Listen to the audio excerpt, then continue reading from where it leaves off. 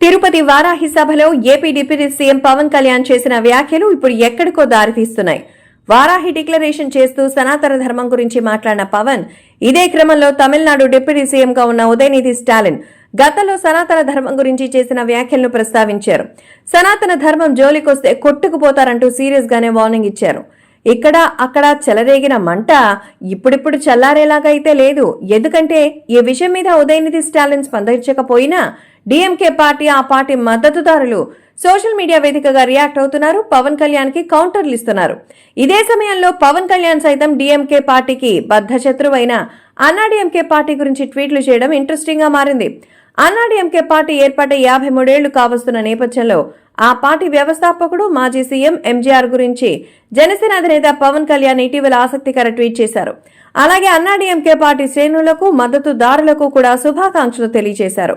చిన్నతనంలో చెన్నైలో ఉన్నప్పుడు ఎంజీఆర్ గారి ప్రేమ, అభిమానం చూశానన్న పవన్ కళ్యాణ్ అవి ఎప్పటికీ అలాగే తన గుండెల్లో ఉంటాయి అన్నారు. మైలాపూర్లో చదువుతున్న సమయంలో తన తమిళ టీచర్ ద్వారా పురచిత లైవర్ పరిచయం కలిగిందని పవన్ చెప్పారు. పరోపకారం, దయ, నిష్కపటత్వం, ప్రజల పట్ల శ్రద్ధ, ఈ 4 విషయాల్ని కలిగి ఉన్న రాజులా ఆయన కనిపించారని పవన్ రాసిగొచ్చారు.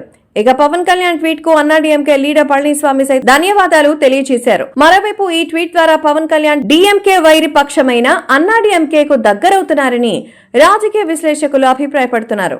అయితే ఈ చర్చ ఇలా నడుస్తున్న సమయంలోనే పవన్ కళ్యాణ్ మరో ట్వీట్ చేశారు.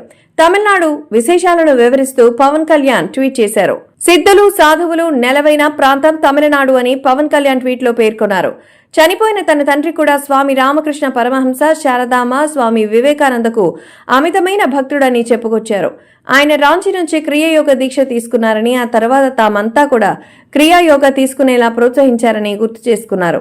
80వ దశకం చివరిలో, అలాగే 90వ ప్రారంభంలో తన తండ్రి చెన్నైలోని శాంతోంలో ఉన్న మహావతార్ బాబాజీ ఆశ్రమాన్ని సందర్శించినట్టుగా చెప్పారు. తిరునల్వేలిలోని యోగి రామ్ సూరత్ కుమార్ ను తరచూ సేవలు చేసుకుంటూ ఉండేవారని పవన్ కళ్యాణ్ సోషల్ మీడియా వేదికగా రాసుకొచ్చారు. సంస్కృతి, భక్తి, ఆచారాలకు తమిళనాడు నిలయమన్న పవన్ కళ్యాణ్ అనేక మంది యోగులు, సాధు పుంగవులతో ఈ భూమి పవిత్రమైందని పేర్కొన్నారు.